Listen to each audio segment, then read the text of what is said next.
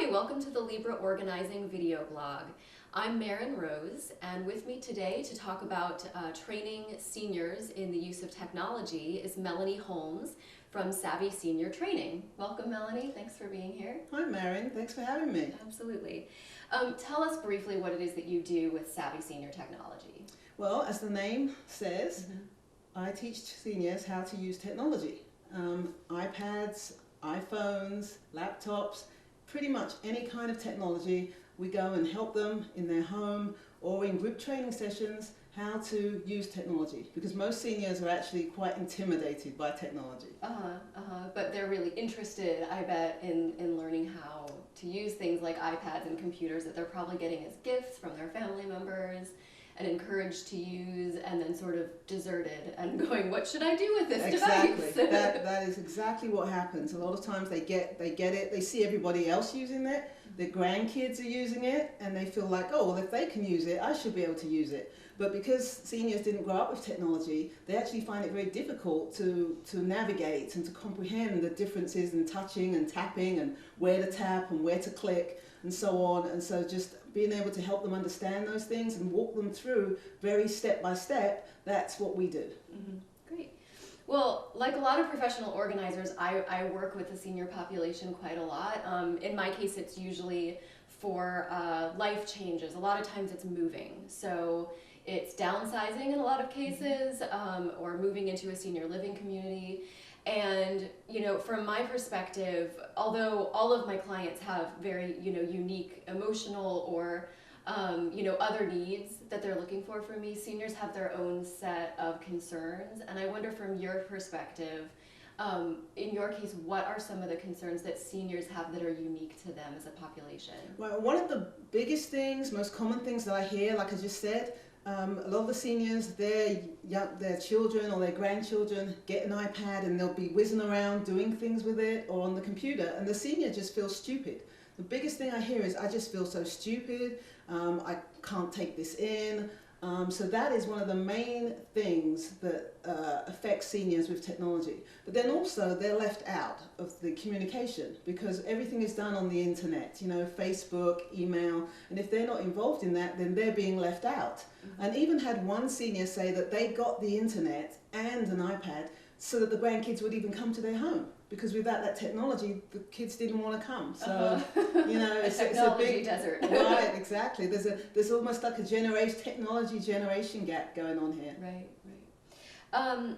So you mentioned that there's a social component or a personal life enrichment about seniors being able to reach out with their families, talk to their grandchildren on Skype, just be able to look on the internet, connect with friends, share pictures. I work with a lot of people who are still using paper or Post-it notes just for practical purposes, and I'm always encouraging my clients to make better use of the technological options that we have now for running a household better, managing finances, or just being more organized. Do you work with solutions like that with seniors as well? Yes, well, just as a natural part of their training, I show them how some of the features on something like an iPad or a computer can help them, such as reminders. Being able to set reminders for when to take pills, or if you have something you do every 2 weeks, you may tend to forget, you can put that in as a reminder. Having calendar reminders to remind you of people's birthdays even, putting them in there and it reminds you every year and you've just put it in once. Chore reminders, doctor's visits, having things pop up. Again, it just helps with the seniors to be able to have those reminders and have those things there that they can use. Financially, being able to feel comfortable to get on the internet to check their bank balances. I mean, we hear about fraud, and if you're waiting for 1 month for your bank balance to come, your statement, then this way on the internet you can keep track every day if you wanted to. But seniors are concerned about the security of that, so I help them walk through and understand what the issues are, how to avoid any risks, and but to still take advantage of that opportunity. So yes, it comes there in so many ways that they can use all of technology to help them be more organized. And that goes for anybody. Right, that's true. Seniors included. Yes, exactly.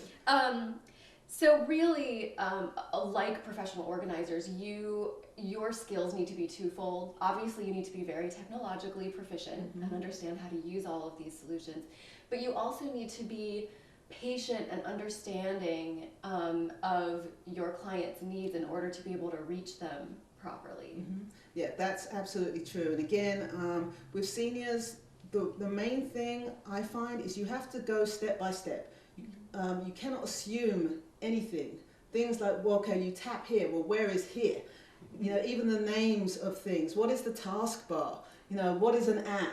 What does scroll mean? Exactly. All of those things have to be pointed out step by step and shown to the senior.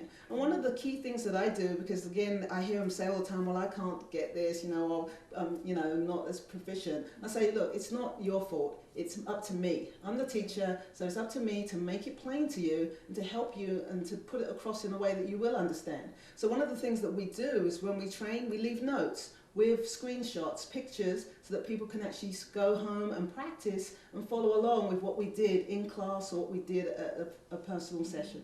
Wonderful. Well, before we go, I wanted to share a testimonial that Katie Ard left for you. She says, "I cannot thank you enough for helping my mom. She felt cared for and, in her words, not dumb or stupid.